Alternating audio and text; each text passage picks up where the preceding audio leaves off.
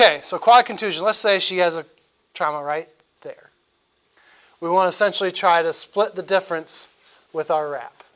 So half above, half below. But how are we going to start the wrap?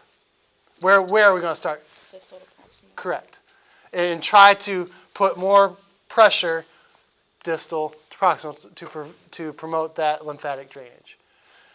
Wrapping medial, lateral, medial on this one doesn't make a whole lot of difference, but I usually just like to go to the medial side. So again, we'll approximate right there as our contusion.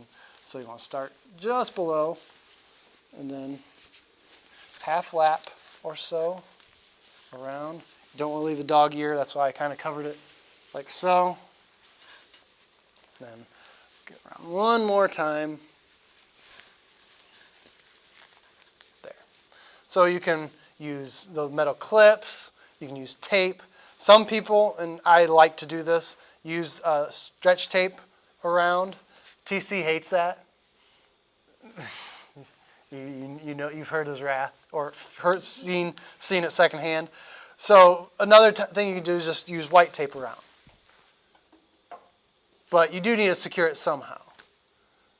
But after you secure it, this is done.